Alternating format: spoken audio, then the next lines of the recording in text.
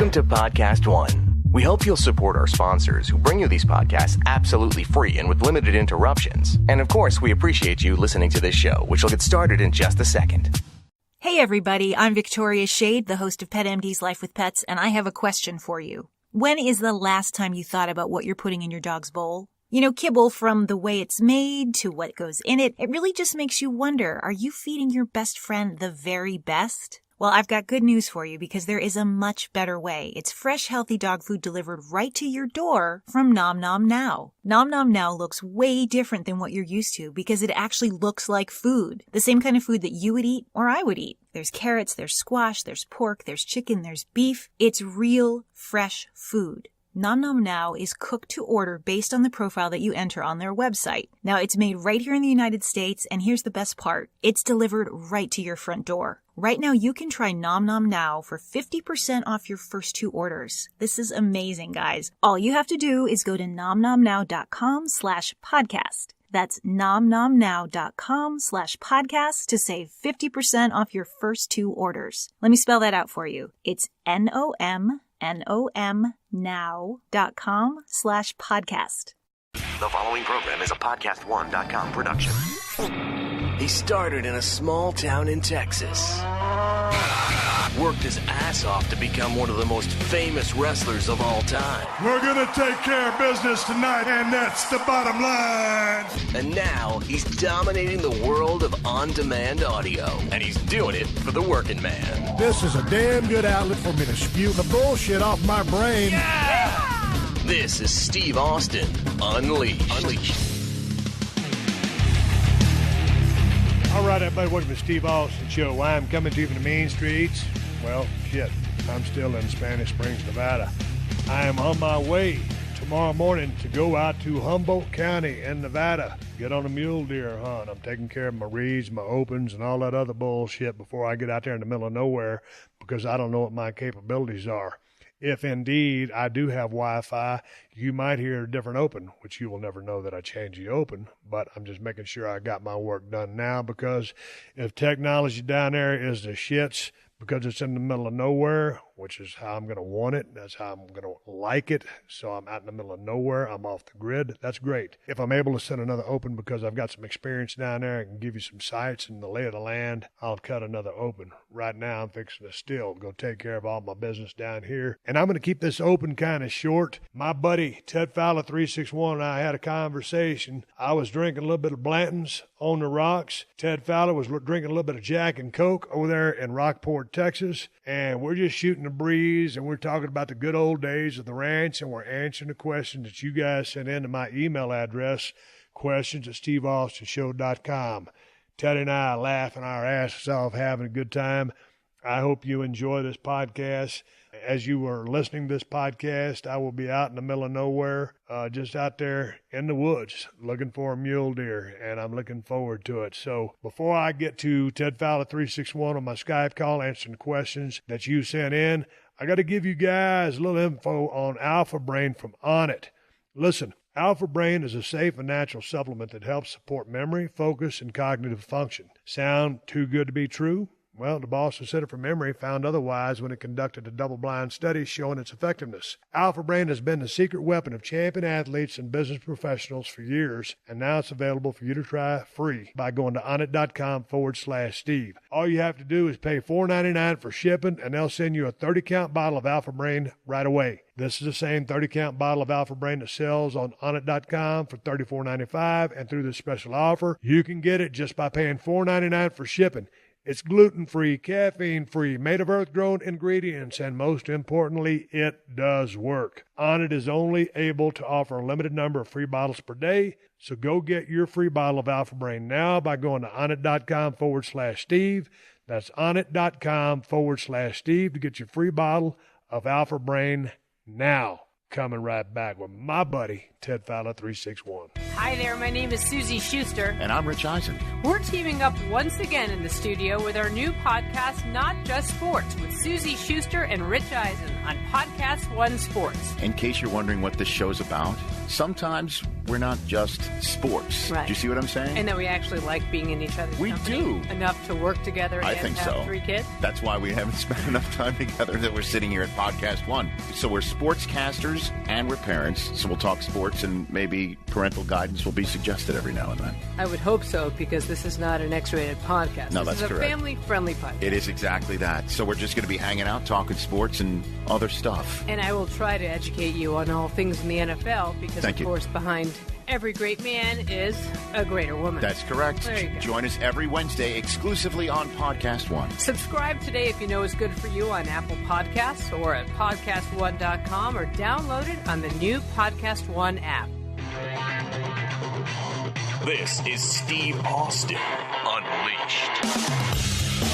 All right, everybody, welcome to Steve Austin Show. You heard my guest last Thursday. It was Ted Fowler 361. We never got to the questions you sent in because we were bullshitting, catching up with what's going on in Rockport and a few things about hunting. So we're back.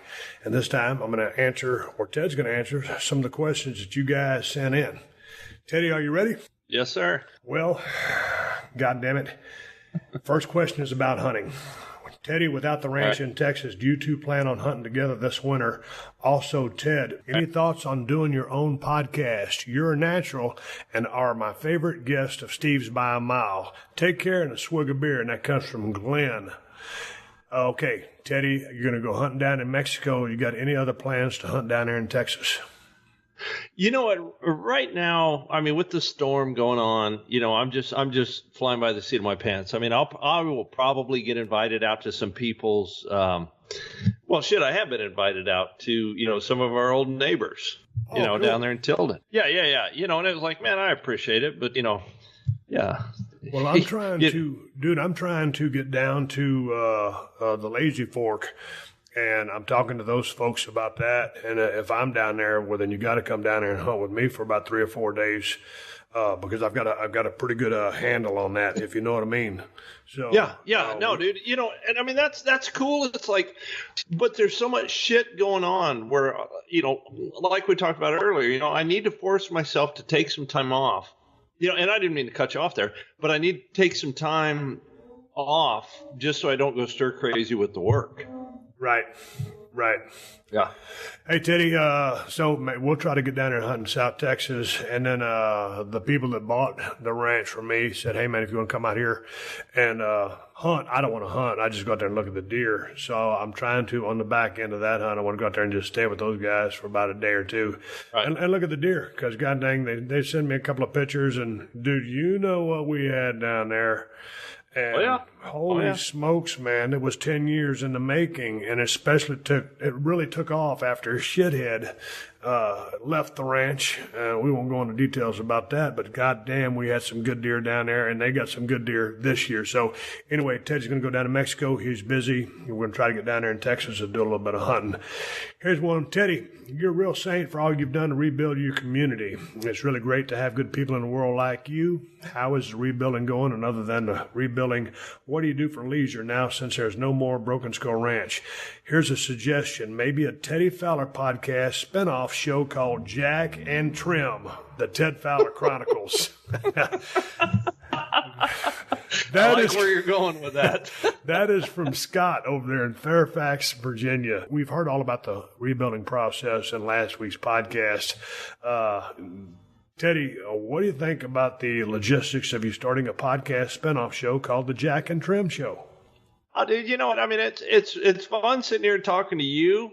I just don't think that, you know, left to my own devices, if I was just to sit here, you know, like I listen to Bill Burr's podcast, and I mean, dude, he just sits there by himself and, you know, does his deal, man. I don't think I'm that entertaining. I don't think I have that ability. I mean, if I need a captive audience, I need somebody on the other end, you know, to feed off of. I don't think, you know, dude, if I was just sitting here in my living room with the Yeti mic, you know, the headset, Yeah, Buck, I wouldn't want to listen to me, so I know nobody else would want to.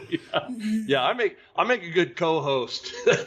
Yeah, but when you're talking about a guy like Bill Burr, you're talking about a guy that's wired. I mean, he's one of the funniest guys on the planet. Yeah. So he's basically a professional comedian because that's what he specializes in, and that's the way his brain works. That guy is unbelievable. Shit, I'll never forget. Kristen and I went over to Manhattan Beach about a year ago after I had him on the podcast, and he said, "Hey, man, come on down. I got my show."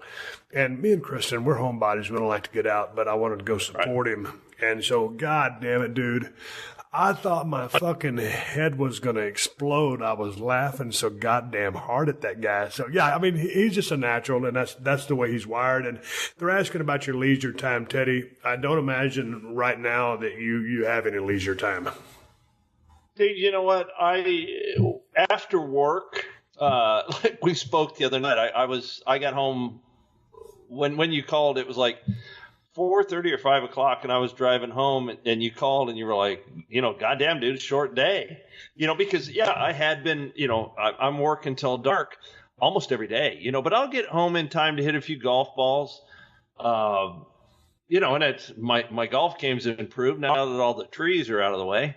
I shoot some arrows, stuff like that, but really, dude, I mean, I'm just covered up with work, and when I get home, I do more paperwork. I eat dinner, like tonight, frozen pizza, a couple of Jack and Cokes, and then it's off to bed and get up tomorrow morning, and we start a roof first thing tomorrow morning, So I mean, I'm running and gunning. There's not too much leisure stuff going on right now, but hopefully it'll catch up. Hey man, here's one from Matthew down there in Auburndale, Florida. He says, "Hey, does it feel weird for you and Ted to not be gearing up for your usual work at the Broken Skull Ranch this year? I'm gonna miss the great podcast for sure." Hey Matthew, I appreciate that, and because it's always fun sitting there shooting the breeze with Teddy. He's one of my best friends in the world.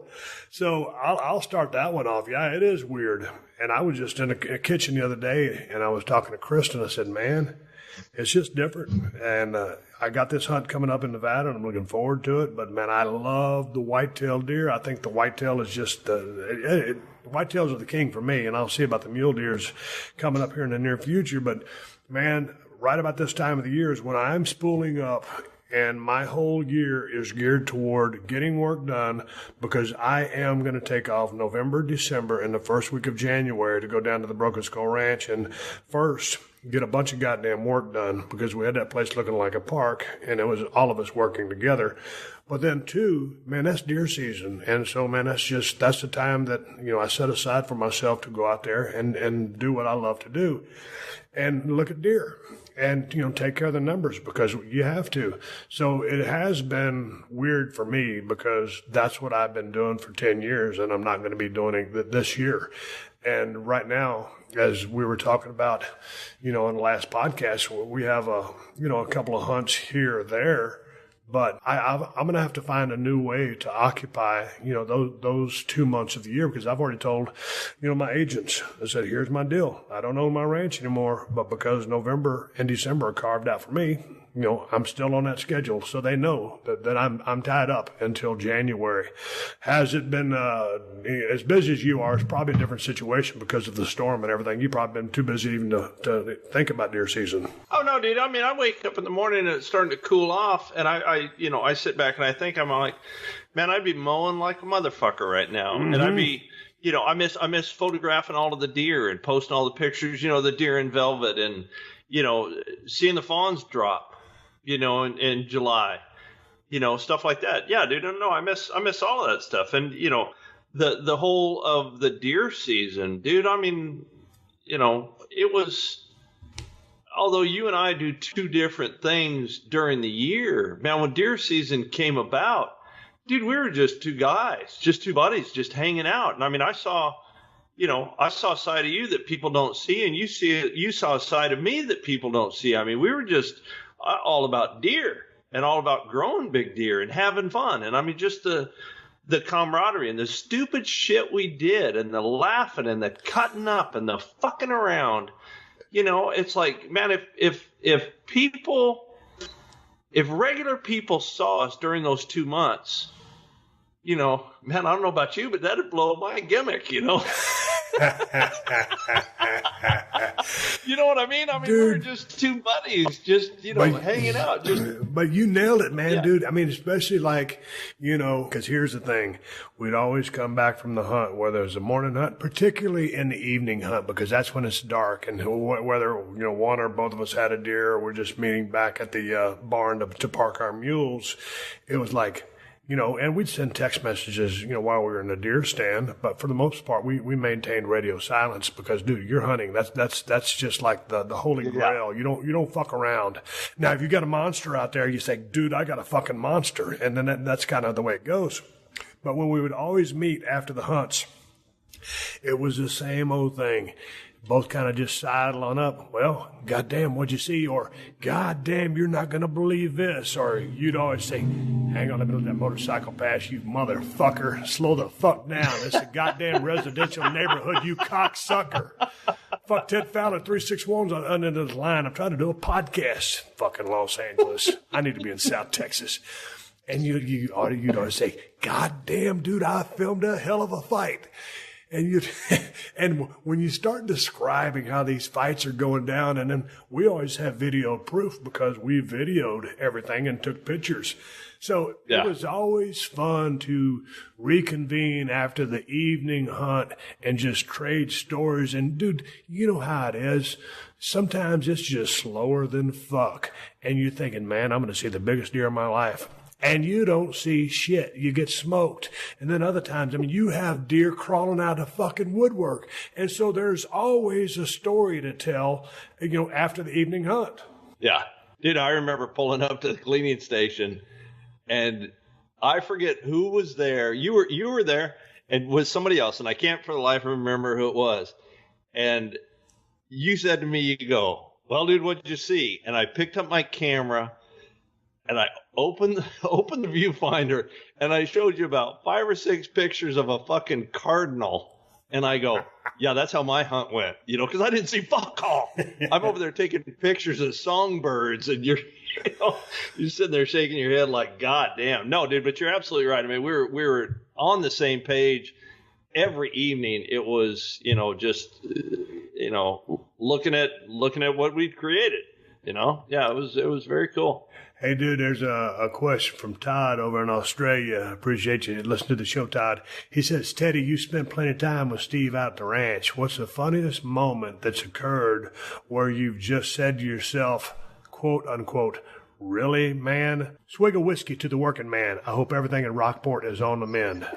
Todd from Australia. Teddy, when is there time well, first of all, let me go back to you taking pictures of that fucking cardinal. I ribbed Ted for the goddamn rest of the season about redbirds, cardinals, whatever the fuck you want to call them. I rode his ass for a solid 3 weeks over that series of pictures. Boy, you talking about fucking ribs. So I was talking about Boone and Crockett cardinals, or did you see any good cardinals? So I mean, goddamn. I'm in the middle of this fucking ranch. I'm not doing anything different. And all of a sudden, I'm a leper in this fucking deer stand, and nobody's coming out. Nobody's coming out. Like, they didn't hear the feeder go off. I parked the buggy right next to the feeder. It's like, are you fucking kidding me? Yeah. No, getting back to the funniest thing that, dude, it was after your knee surgery. And you came over, remember you were walking around, doing your rehab. You came over and you were like, dude, we're going to, take a walk on the all-weather road. And I was like, yeah, dude, I'll go. Because we were working out hot and heavy, doing all of our shit. And you were trying to rehab your knee. And because I'm longer legged than you're doing the best you can to keep up. And I'm just walking. And dude, you always drag your feet anyway. Well, that's from getting dropped on my head. It fucked up my goddamn nervous system. But yeah, to your point, correct. Dude, you know where we were at. Okay, also, I walk like a 3-toed sloth, so go ahead. Dude, we're on the West 405, Yep. Heading down to the Carrizo, and you got that goddamn Moses walking stick with you. Yep. And you catch an edge. and you fucking go down and you rolled like you were in the ring. You fucking rolled and you popped up, never missed a step, and just kept on walking. And I was like, holy fuck. I mean, I figured you were going down for the count, and you just tucked his shoulder, did a complete roll, and stood up and kept on going. And I was just in shock. I thought, man, if this big motherfucker goes down, I'm going to have to go back and get the buggy because I can't fire him and carry him, from here to the goddamn fence. Dude, I remember that like it was yesterday. I caught a rock or something. I think you did. I think I picked my feet up about a cunt hair off the ground to take one step to the next. Not two cunt hairs. Tell me. Another story too. Not two cunt hairs, not three, but I shuffle. Sometimes I sit there and watch the Broken Skull Challenge. I'm thinking, God damn, dude, you need to learn how to walk. You've been walking for 52 years, and when you had the BMF walk coming down that ramp in the WWF, you was one bad motherfucker, but I don't use that walk in my real life. I shuffle my feet. I caught that rock. I'll never forget it. I was going down, and it happened so goddamn fast. When you fall, it's a very violent thing, especially when you're about to fall on an all-weather road, and it's hard and rocky, and I knew I was going to just eat it if I didn't tuck and roll. And, dude, all of my professional wrestling training, basically getting paid to get, knocked down for a living and get up and feed a comeback, I just did what was natural to me. I took that forward roll. I mean, it wasn't a forward roll like you would see some acrobat do in a circus. Dude, I just tucked that shoulder, rolled with it. And also, dude, you and me, we'd been working out, pounding the iron. We've been out there mowing in tractors, doing fucking man's work, hanging out, cleaning deer, drinking whiskey. I'm hanging out with my bud. I'm not going to go down and like the Titanic. Dude, I got my pride at stake here. I took a bump. I'm falling and I can't get up. Yeah, I wasn't going to say, dude, I wasn't going to stick that arm out there so you can give me a hand up. Hey, dude, could you help a brother up? So I kind of had to go with it. So, yeah, it was my instincts. It was me being a man, but it was also about me not wanting to get embarrassed by walking down the road and tripping in front of my goddamn buddy. Kyle from Brisbane, Australia says, what's the funniest hunting story with Steve?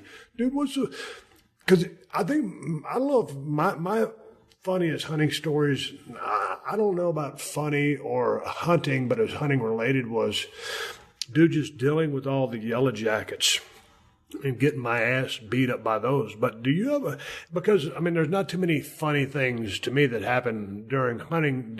Is there a funny hunting moment for you? No, dude, because we didn't hunt together, except when I was trying to shoot bullwinkle that one year, but other than that, man, it was work. You know what I mean? You went and did your thing and I went and did my thing.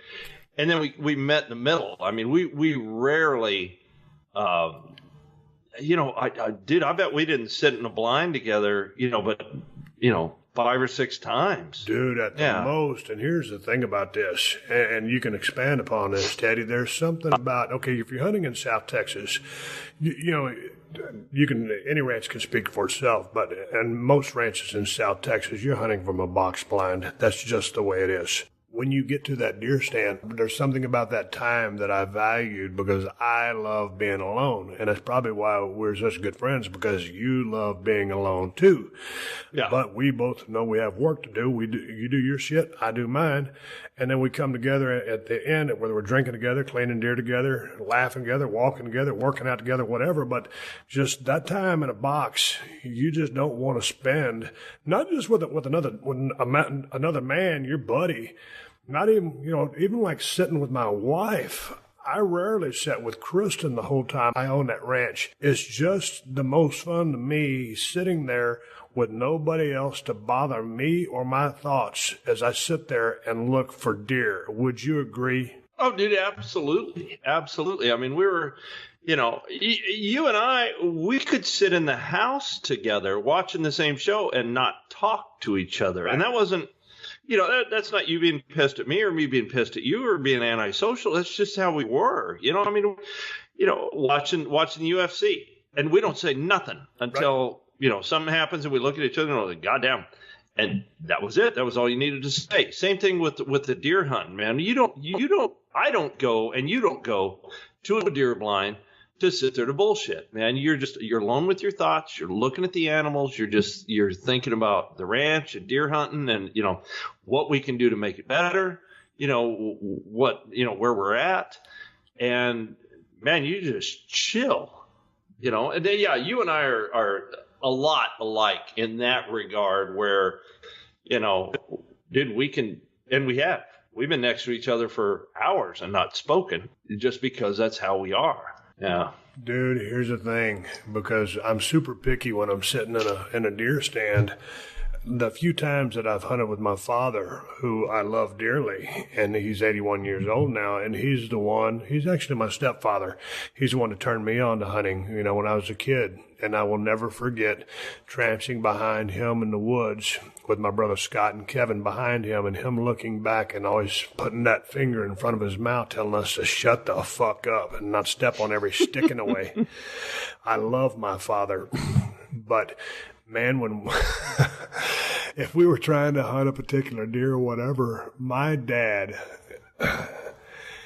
blowing his nose, coughing, clearing his throat, whatever it was, or scratching his head, he can move around. And, those deer are very smart, but also, dude, it's a high fence environment, and they're not quite as wild as everything else, but they kind of know what's going on, right? But dude, when I'm hunting with someone, whether, it's anybody, it could be anybody, but when they start moving, I'm like allergic to movement. And so I'm just very specific. And so when the other motherfucker in the deer stand, no matter who it is, when they start moving, because it's my dad, I don't want to say anything. Now, if I was hunting with my wife, Chris, I'd say, shh, kind of easy on the movement, easy on the movement. We barely hunted together. Dude, you know how it is, but that is there any other pet peeve that you would have other than movement? No, dude. I mean, unless somebody wanted to sit there and talk to you. Oh, that's the worst. Yeah. Dude, what do you think about, this? Dude, shut the fuck up. We're hunting. I swear to God, just sit there, yeah. Dude, you remember the story and I love your father to death.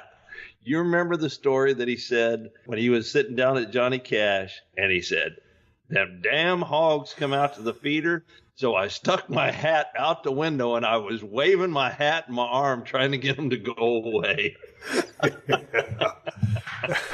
And my dad's telling me that he's trying not to make any sound so he didn't scare the potential deer that would come to the stand. And so he's got his arm stuck out, so the deer probably in the brush looking at the deer stand with the 81-year-old dude with his arm stick out, waving his hat, sticking out the deer stand, trying to scare the pigs off so they ain't coming to the deer stand. So, and also that just creates more heads up for the person that hunts the stand after him. But dude, I remember that story. And I did good times. Like I said, you gotta laugh at it. Yeah, and my dad was such a big part of that ranch. I mean, him and his buddies, his lifelong buddies, and my Uncle Donnie would come down there, and those dudes, they're a whole nother podcast in and of themselves. But hey, let's move along and get to some of these questions, because I don't want to talk about hunting all the time. Here's a question that is non-hunting. Hey, Steve and Ted, if Ted would get a tattoo, which one would he pick?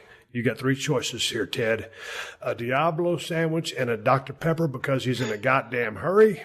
Or B, blue panties. Or C, handcuffs and a bottle of tequila with the Mexican flag. Remembering all your great stories and podcasts, Swig of Broken Skull IPA from Austria. Okay, all the way from Austria, Teddy, what's it going to be? A Diablo sandwich and a Dr. Pepper because you're in a goddamn hurry? Blue panties or handcuffs and a bottle of tequila with a Mexican flag? Dude, I'd probably go with the handcuffs and the bottle of tequila and the Mexican flag. That while the other two are riveting, the third, my choice was in fact life altering. So. Because you were were you in handcuffs that time you went to jail in Mexico? Yeah. Yeah, I was the only one in handcuffs. Yeah, between me and Tommy and Doug, they threw me in handcuffs because I was the biggest. Yeah, Well, threw me in the middle of the back seat. You got the 6'5" slee stack factor to you, man. Yeah, You know me, I'm a lover, not a fighter, man. Hey, I'm cool. Yeah, dude, but you ain't got to hit me with that nightstick. Nothing. Just ask me. I can comply. dude. But when you got those Ray-Bans with the goddamn chrome screens on them, and you're like the man with no eyes from Cool Hand Luke, and you're 6'5", them motherfuckers like, hey, this summit is going to be trouble. Put him in the handcuffs. No, they're gonna send a message real quick. Yeah, that motherfucker kept jabbing me with that nightstick too. It was like, dude, I'm serious. There's nothing wrong with my hearing. I mean, a translation were a little iffy, but if you just point, I will go there. You ain't got to keep jabbing me with that fucking club of yours. Yeah. Hey, Teddy, here's one from Chester, United Kingdom, from Rob. He said, hey, Steve, what's the 411 on Teddy's love life? Need an update. All right. Teddy, dude, it's not for me to pry. It's not for me to pry. I know you're busy, but this motherfucker from Chester, UK, wants to know, how's the love life? Dude, I don't know if you know it, but my love life also succumbed to the hurricane. I'm waiting for my check from FEMA so I can, so I can buy something. Yeah. I'm waiting to hear from my insurance adjuster, see if I can afford a piece of ass. God damn. Dude, that's why when that guy asked me if I would go down to Old Mexico to deer hunting, I said, hell yeah. You know what else is south of the border, baby? Dude, and after that last knife injury, I've had a tetanus shot. I am good to go. Dude, I'm laughing with you, not at you. Yeah, no, dude, the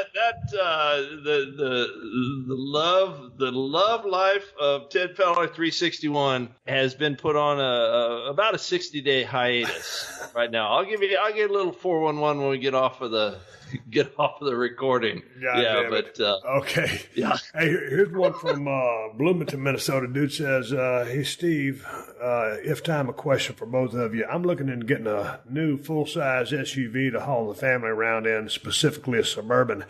I can't decide to go 5.3 or 5.7 V8. In your opinion, which gets better fuel economy? Any recommendations? The Ted Fowler editions of the podcast are some of the best. I hope you guys can hook up for hunting.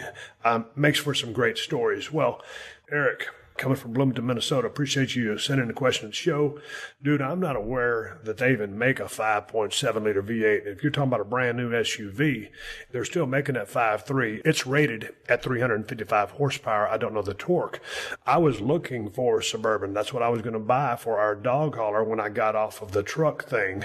So I got a Yukon XL. And I got the 6.2 liter. That thing has 420 horse. I wanted a Suburban, but the Suburban does not come with the 6.2 motor. That's why I had to go Yukon XL. And not only that, I had to go Denali mode because the 6.2 is not available in the other two trim levels. No pun intended, Teddy. So that's my story. The 5.3 that they're making these days is a great motor, 355 horse. I'm pulling trailers with UTVs and an RV behind it. So I wanted the 6.2. I went Yukon XL, and I went Denali. That is the answer to that question. Teddy is not in the new SUV market. He's driving a truck. No. All right, let's take a quick pause for the calls. I'm going to jump in here, give big ups to a sponsor who makes this podcast possible, and that's folks over at TrueCar. Now, there's something about TrueCar a lot of people don't know, that TrueCar can also help you find a used car. In fact, there's over 700,000 pre-owned vehicles available from TrueCar certified dealers nationwide. Whether you're looking to buy new or used, TrueCar gets you upfront pricing information that empowers, letting you see what other people paid for the car you want so you can know what a fair price is and feel confident. And with TrueCar, you can connect with the local certified dealer of your choosing to make the process quick and easy. When you're ready to buy a new or used car, visit TrueCar to enjoy a more confident car buying experience. Some features are not available in all states. Support for this podcast comes from United Healthcare, committed to giving more to small business owners, offering competitive rates with dedicated service in Philadelphia. Employees can appreciate value-added features like virtual access to behavioral health specialists and a walking program that can help reduce their out-of-pocket costs. Get more for your healthcare dollars. Visit uhc.com/PA Get More. United Healthcare Insurance Company. Administrative services provided by United Healthcare Services Incorporated or their affiliates. The Serial Killer Podcast, hosted by me, Thomas Warburg Thune, is the podcast dedicated to serial killers, who they were, what they did, and how. Join me as I sit down bi-weekly to bring you, dear listener, into the dark land of serial murder and psychopathy. The show goes into graphic detail on the most infamous and lesser-known serial killers from around the world, with each episode covering one unique serial killer. So far, the show has covered serial killer superstars such as BTK, Jeffrey Dahmer, and the Yorkshire Ripper, and lesser-known killers such as Elias Abuelazan and Anatoly Onoprienko. Be advised, this show is not for children as it takes you deep into the twisted world of ultimate evil. You can find me exclusively at podcastone.com or on the new Podcast One app. Also, don't forget to rate and review on Apple Podcasts. This is Steve Austin, Unleashed. Here's one from Edgar. He says, first of all, I will dearly miss the deer season podcast every holiday season. I look forward to both of them. My question is, Ted, I'm looking into getting into hunting. What firearm training would you recommend? Man, just a general hunter safety course for starters. You know, that'll get you semi-proficient with a firearm, man, and then just get a plinking rifle. You know, as stupid as it sounds, if you've never hunted before, just get a 22 and, go to a range and shoot and learn, proper gun etiquette, and if it's something you dig, shoot a bunch.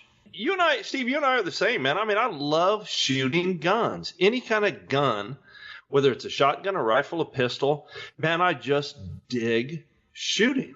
It's, to me, it's fun. Man, I don't think that you really need to. I'm searching more for different questions.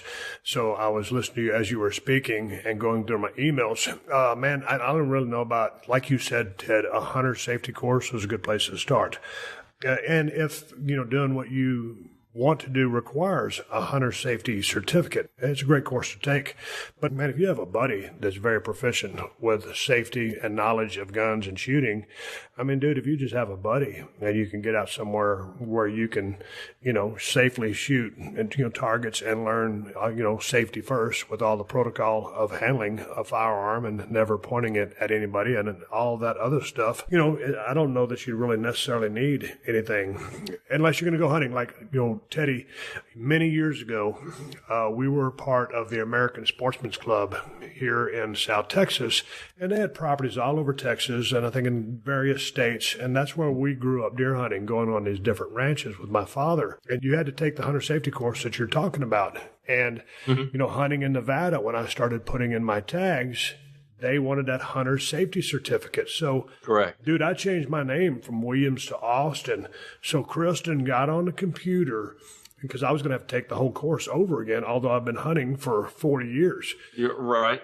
So she found my old hunter safety certificate. They got it remailed to me in my current name. And, that's how I was able to put in for my tags in Nevada. So, I had to do my due diligence. On that. So, yes, Teddy, that is a great course to take. It will help you hunt in some of the different states that require that. And I'm glad I did that so many years ago. But, dude, if you just got a buddy that can show you what's up and is very knowledgeable, I think you're good there, too. Oh, you know what? I have to provide that information to Utah when I put in for archery mule deer hunts there. So yeah, there are a number of different states because I put in Utah, Arizona, Nevada, Idaho, Wyoming. Of course, I haven't got drawn for shit. Thank you very much. But a number of those states require you to have, if you're born, after a certain date, a hunter safety course, which, Dude, it's a couple, 2-3 weekends. It's a pain in the ass, but it gets your foot in the door. No, but you're absolutely right. I mean, if you've got some friends that that hunt, man, tag along. Go ask them if you can just glass for them. My father didn't hunt. He was a big fisherman. My Uncle Bill was a cop. He was the one that hunted, and he took me under his wing. And I started going and hanging out with him, and then other guys that I played college ball with and softball with, they were all hunters, and I tagged along with them, and I learned, and I got the bug, and then, it just went on from there. So, yeah, no, you're absolutely right. If you've got people that you can hang out with to learn how to hunt, dude, tag along. It's you'll either love it or you'll hate it. Hey, dude, here's a question for you before we get to the next question on the emails. Are you still trying to do any archery stuff? Oh, yeah, absolutely. I mean, I get out, every second or third day, and fling some arrows. I got a real nice bow. Dude, this company is badass. They're called Expedition. I've got their X7 or, whatever it is. But Expedition Archery makes a badass bow. Dude, it's better than the Matthews bow that I shoot. They sent me one. Dude, it is sick. Yeah. So are you trying to get on any places with you? Are you putting in for archery tags? Yeah, dude, I put in for archery elk and antelope in Arizona. I put in for archery. I put in for archery antelope in Wyoming with Jay Levine, a lawyer buddy of mine. Didn't get drawn for any of that stuff. And then I put in with Mitch for every single tag they had. All of that was gun. I didn't get nothing. Dude, I was lucky because it was a landowner tag, and his friend offered him first dibs on it, so he called me up, and that's the only way I got drawn. I've been trying to get drawn for right at 3 or 4 years now, and I ain't drawn shit either. So, dude, man, going up to Wyoming, that's a pretty good haul to go hunting. Oh, yeah. But you know what, man? I'm jonesing to shoot an antelope because I've never shot one before. And I'm all about an adventure. I want to shoot a bighorn sheep. I want to shoot an antelope. I want to shoot a big ass mule deer. Yeah, I'm all about that. And Mitch and I are talking about going to Argentina next year. Oh, dude, you talking about doing the dove hunting thing? Yeah, half of the time dove hunting, and then do some fishing. They got world-class peacock bass down there.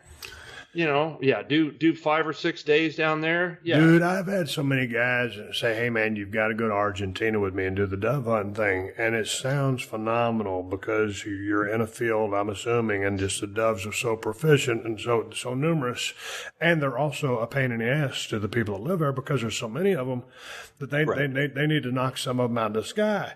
And so you're sitting there and you have, you're the shooter, and then you have someone, loading your guns for you. You're usually going back and forth between two, and then the other guys, getting your birds. But dude, the only part about that whole equation that bothers me, Teddy, is flying to Argentina to do it. Fuck. I mean, every now and then down at the ranch, we get covered up with and dude, it ain't like Argentina because that's where everybody goes. And you're a bird hunter. You hunted more birds at the ranch than I ever did. And it ain't even the same ballpark. But man, I just don't want to make the trek to get there. You still having some adventure in your system, being a single guy, I can understand it. But for me, it sounds like a great idea, but ex-nay on the trip to Argentina for me. Dude, you know what? That's like one of those bucket list deals. I mean, I get you. Yeah, because I wanted to shoot a black bear with an arrow. Notice I did say bow and arrow. Right. I wanted to shoot a black bear with an arrow. And I shot 2 of them.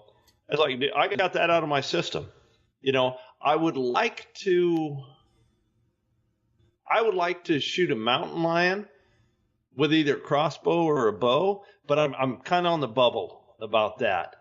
But I want to go down to Argentina just to experience it. I'd like to go down to Australia and catch, 1,000-pound black marlin. There's a few things on my bucket list that I want to do once. I don't want to make an annual trip down to Argentina because I think sitting in a field shooting hundreds of doves would get redundant and boring. But I'll go down there one time. Hey, dude. Depends on how the nightlife is. Let me put that disclaimer. Jesus Christ. Hey, man, you mentioned a sheep or a ram. I wanted to pass on to you real quick. On my Instagram, I started following 2 wildlife photographers that I would recommend that you follow. One of them is Rough Country Images, and you spell Rough, R-U-F, in Rough Country Images, and that's the guy's last name. And, man, he's got a picture. I'm looking at 2 doll rams laying on the side of a mountain, and, man, those things are just spectacular. The eyes on those things are unbelievable, and their vision is incredible. So they're badass on Instagram, and the other new dudes that I followed on Instagram, a guy named Doyle Moss Photography, lots of mule deer, cool stuff like that. So check out Doyle Moss Photography as well. Anyway, on to the next question, but just some badass stuff for you to watch. Corey Brake sends in an email that says, "Hey, Steve, longtime fan here in Newfoundland, Canada. Man, I wrestled up there in that part of the world many years ago. Just wondering if you or Teddy has ever tried Crystal Head vodka. Love the shows, especially ones with Teddy Fowler." Well, I'll go ahead and start off on that. I did a little bit of the Crystal Head vodka back in the day because it was in a cool bottle, and it ain't bad stuff. It ain't nothing to write home about. It's not the best in the world. It's not the worst in the world, and that's the bottom line. But it makes for a cool bottle. At the end of the day, if you want one to put on your shelf, it is what it is. Vodka, I won't say vodka is vodka because vodka is not vodka. I go for the good stuff when I'm drinking it. But, I've had it. Teddy, you want to comment on Crystal Head or not? Dude, I don't drink vodka. I mean, every once in a while, you do the Bloody Marys Mary. with us down at the Broken Skull. Yeah. That's with us every now and then. But, I'm running down there. I'm running Kettle One. I'm running Grey Goose. And I'm running Tito's from Austin. Yeah, dude, but I'm such a creature of habit. And I don't want to stray. I mean, I drink my dark beer and I drink Jack and Coke. And the only time... Dude, I never sat over there, in number 2 and made margaritas or made Bloody Marys. I always went over to your place and partook, but left to my own devices, just like right here in Rockport. Dude, I'm Jack and Coke. Man, I tell you what, but going back to the vodka to get on that Crystal Head stuff, man, I tell you what, my dad would have 2 of his best friends. His brother Donnie, my uncle, would come down, and my dad's longtime friend, they've been friends for over 50 years, Bryant Stone from San Antonio, Texas would come down, and, man, they had free reign at the place. My dad had his Bronco. They had their schedule. My dad was like the boss of all the older guys, and they were known by us as the Apple Dumpling Gang. And god dang, there was a part of the day where they would either drink Bloody Marys or they would ride around and drink a couple of Bud Lights after the morning hunt, and then they would take their nap after they ate lunch, which is usually soup, and then they get ready for the evening hunt. But when they decided to do the Bloody Marys, and this went on for 10 years, my dad, and I don't know if it was Bryant bringing the vodka or it was my dad, they knew at that time if my dad was going to bring me a bottle, he brought me Grey Goose. But if it was them, it was Taka, Taaka, or whatever, some of the lowest end shit that cost about $5 for a half gallon. That's what those motherfuckers were drinking. So I'd sneak in there, and my dad was world famous for his Bloody Mary mix, which I learned to make from him from scratch. And I since graduated to, Mr. and Mrs. T's and throwing some of my own ingredients in there. But goddamn, when he showed up, it wasn't with no Crystal Head. It wasn't with no goddamn Kettle One, Tito's, or Grey Goose. It was Taka or something cheaper and shittier than Taka. Dude, that plastic half-gallon fucking jug, it was like, good Lord. Did they give you a free hat with that when you bought it? It's like, holy balls. Yeah, no, dude, but your father, he whipped up some good Bloody Mary mix. I'll give him that. And the thing about it is, you go do that, and it's like they would do the Bloody Mary things, and they knew full well that they was fixing to take a nap. Yeah. And they did. Well, because it was my dad, and we both love my dad, and my dad's my dad, we drink a couple with him, but it's like, man, we still had work to do. So I was either going to go get on the tractor, or Teddy was going to get on the tractor, or Teddy was going to go work on the water troughs or fix float valves or whatever the fuck there was to be done, break out a chainsaw, repair one of the, anything in the barn that needed repairing. So it's kind of like, yeah, on one hand, and it's funny because you're at a deer lease, or you're at my ranch, you're in the middle of nowhere, you can do anything. And so, you go out there and all of a sudden you're trying to do a work-oriented task. You got a little bit of a buzz on. It doesn't create a very safe environment. Dude, can you hear the sirens behind me?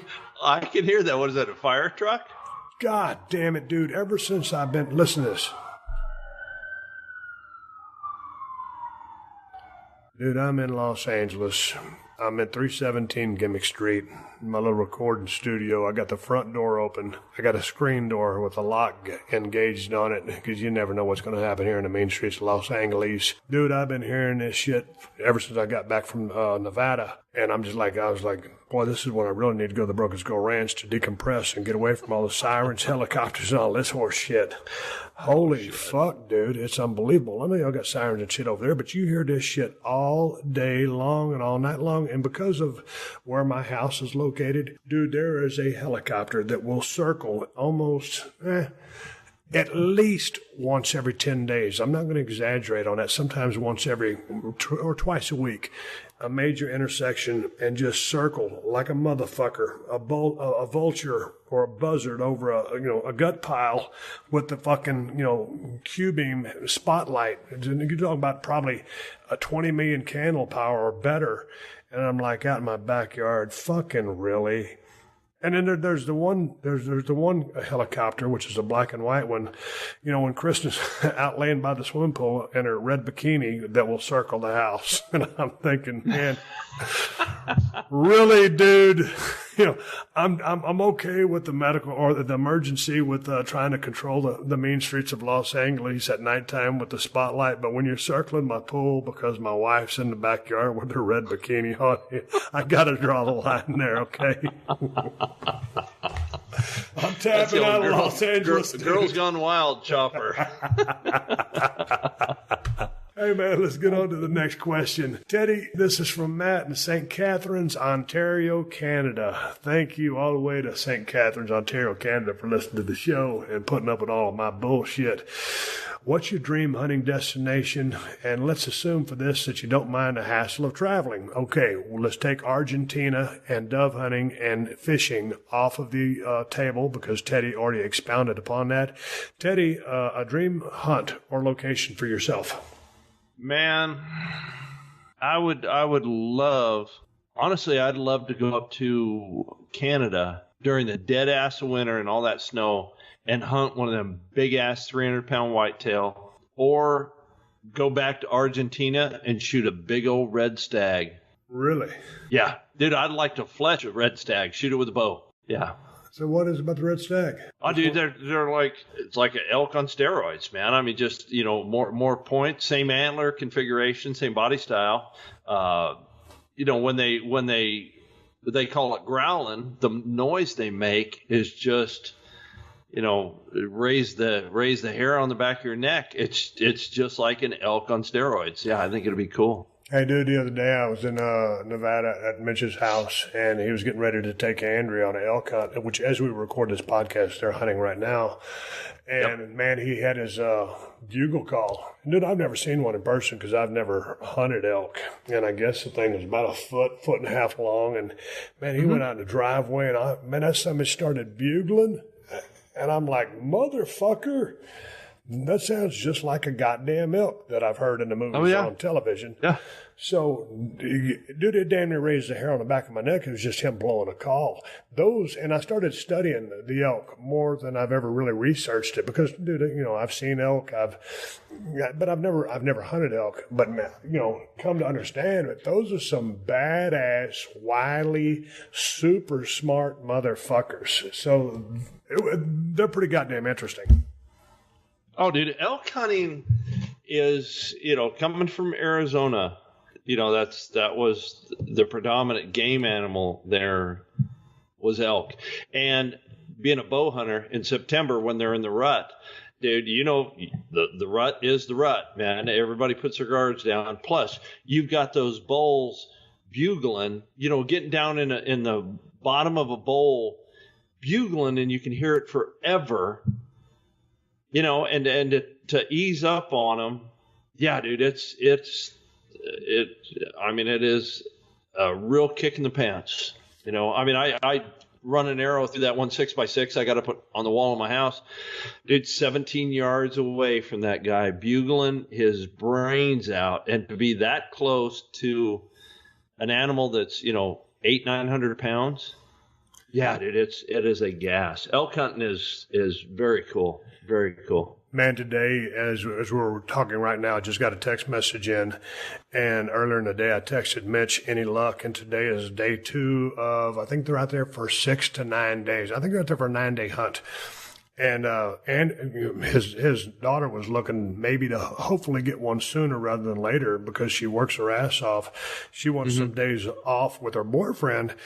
And boy, right now, they're having a tough time getting a shot. So he sent me this text message. He says, made a good sneak on 2 big bulls. Trouble is, they went into timber at 10,000 feet, and the only way in to get a shot was across a shale slide. Noisy as heck. They slipped out on us. Going back to the hideout at the waterhole tomorrow. So, dude, they're out there. They had a couple potential elk in sight, but dude, at 10,000 feet, slipped out on them, and that's altitude, by the way. So, dude, here's the thing. The other month ago, Kristen and I were in Mammoth Lakes, and we were at about 8,000 feet. And I started wondering, when I get out on this mule deer hunt, how was I going to do if I was going to have any kind of altitude problems? And obviously, I did fine. But just from the text message, it sounds like those damn elks are pretty slippery.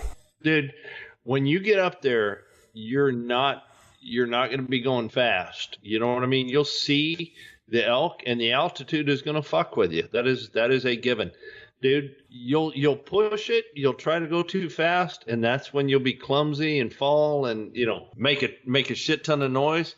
Dude, you got all day. And that's the difference between South Texas and hunting, there in Nevada. When you see those elk, all right, they're on the other side of the canyon. That's about a 2.5-hour trip over there. Yeah. Where before we would get in the buggy and just, ease over there and wait for them to cross our paths. Nothing is done fast because it is high altitude. You'll get tired. Yeah. Well, I'm looking forward to it. Hey, Teddy, here's a final question.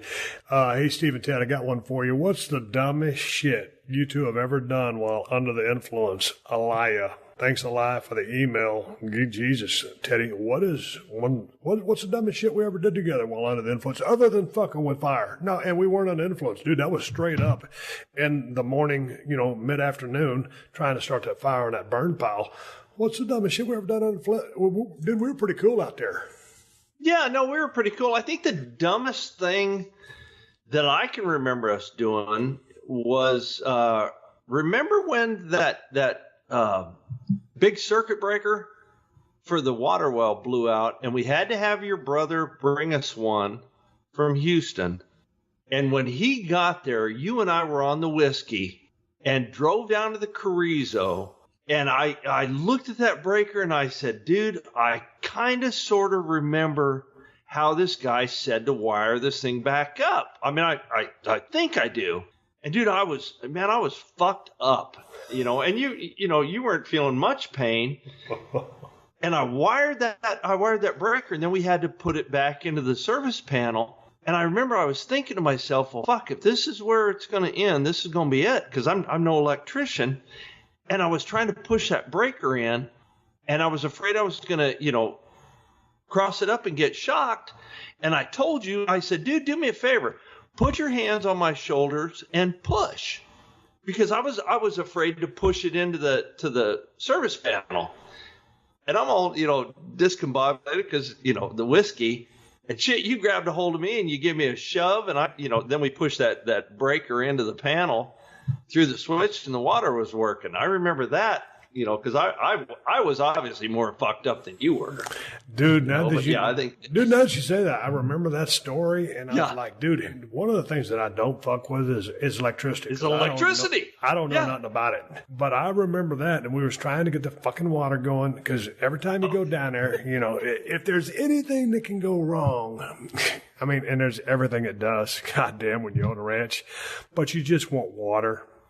You just want water, and all of a sudden you show up from a 1,500-mile journey, or whether you're driving a $1.25, it don't matter. When you get there and there ain't no water, there ain't no fucking water. And as like we were talking the other day, you get used to things. You just, when you lift up a lever, you want water. When you flip a switch, you want a light. You just expect things to happen because you're used to having them. And all of a sudden, when you're in the middle of nowhere and you just can't call a motherfucker to come 2 miles across town to fix your shit, you got to fix it yourself. You learn a lot about how things operate, but that's just one of the many headaches, hassles, and horse shit that go with owning or running or maintaining a piece of property. Dude, I got another one for you. You may not remember this. When what's new? This was early on when you had bought the ranch, and everybody was inside, and you and I were just talking. I mean, we had just met, and we went outside, and you were drinking Crown, and I was drinking Jack, and we were standing out on the front porch of number 1. And we were standing on the front porch of number 2. Yep. Because you hadn't got number 1 yet. And it was cold as balls. It was 2-3 o'clock in the morning. And we lifted the lid on the barbecue and started the barbecue up so we could stay warm. And you and I were sitting there talking, and you were telling stories about wrestling. And I was telling stories about playing baseball. And dude, we were drinking like there was no fucking tomorrow. And you fixed a cocktail and took a step back, and you went ass over elbow over the cooler, threw your drink, and in the same fashion of tumbling on the road, you bounced up, opened up the cooler, fixed another cocktail, and kept on rolling. And we stood out there until everybody came outside because they heard the noise. They thought there was raccoons in the garbage. And it was you and me standing out there on the front porch, pissed drunk. And we went inside and left the barbecue burning. Burned up all of the gas, and then the next morning I got up and I was like, oh man, I feel like a bag of dicks. I am wounded. I cannot work.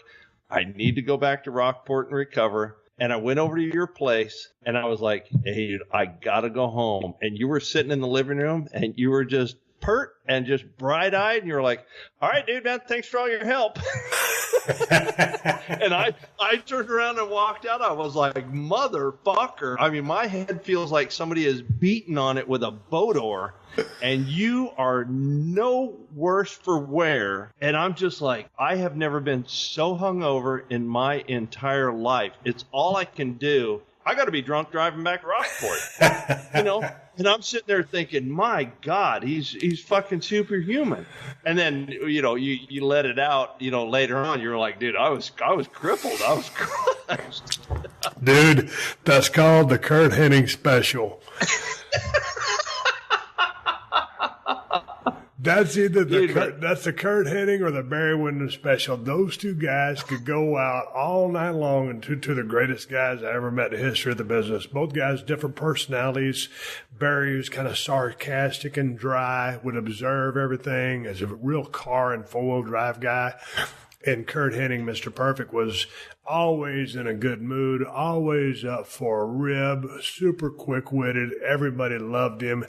But both those guys, man, when they got on the whiskey or whatever they were drinking, and it was always whiskey, dude, they could go like it was nobody's business. And the very next day, they would never sell anything because I truly think they were just those kind of, warriors. Same thing when it came time to get in the ring at night, they were tip-top, whether they was going 15, 30, 40, 45, whatever they were asked to go, they were out there just like they were fucking professional athletes. So, dude, I was selling, but I wasn't going to let you see me sell. You know what I'm saying? I was doing the Barry Windham / Kurt Hennig special. I remember driving home thinking, goddamn, I'm going to have to up my game. I'm going to hang out with this guy. It's like, goddamn. You're thinking, goddamn, I got to give me a couple of knee braces. Yeah, no, it was good times, though, man. It was good times. Well, Teddy, let's wrap it up. I know, as I'm sitting here in Los Angeles, California, it's 10 till 9 o'clock. It's 10 till 11 over there. You're heading back to work, rebuilding the city of Rockport. What kind of job you guys working on right now? You know what? Tomorrow morning we are tearing off a roof in Fulton. And I've got my framing crew working in the country club, changing out a door and a window. So I'm running, 2 different crews, bouncing back and forth, just trying to make Rockport great again. I'm laughing because of the punchline, but yeah. On the shoot, still trying to get Rockport back on his feet again. Yeah. Been down there many times back in the day. We were more of the Portacana crowd and that fishing crowd back when my dad was taking us down there South Texas going fishing, but we happened upon Rockport. And so my thoughts and my respect to everybody out there in Rockport in the rebuilding process. Teddy Fowler 361 can be found on social media. He's on Twitter and Instagram, Ted Fowler 361 if you want to follow him. And it's been great talking with you, Ted, and catching back up with you. Ted Fowler Construction down there in Rockport, running strong, not trying to plug his business, but he's down there rebuilding Rockport with everybody else and doing quality-ass work. Dude, it's good catching up with you again. I appreciate it. Oh, man, no problem. It was good talking to you.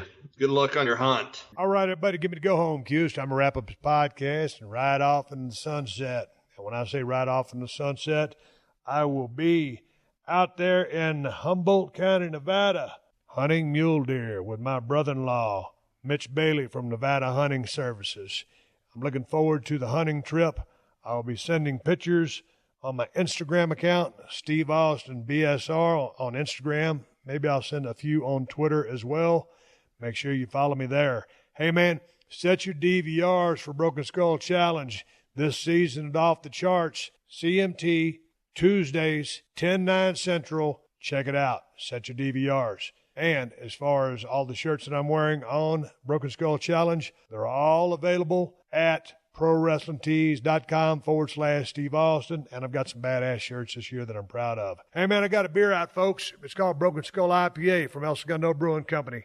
You can find Broken Skull IPA at Whole Foods and Total Wines if you live in Cali. If you don't live in Cali, check out InsideTheCellar.com and see if they ship to your state. And if you're looking to get either the Cold Steel Broken Skull knife or the new Working Man's knife, you can get them at my new Amazon store. Amazon has the best price on both knives. Just go to Amazon.com/shop/Steve Austin. And I want to say one more thank you to all the fine sponsors of the Steve Austin Show. That's how I'm able to do this podcast for you twice a week for free. And you can find all my sponsors at podcast1.com. Just click on the Killer Deals button at the top of the page and then click on the Steve Austin Show banner. Hey, folks, until next time, my name is Steve Austin, and I will catch your ass down the road. Download new episodes of Steve Austin Unleashed every Thursday at podcastone.com. That's podcastone.com.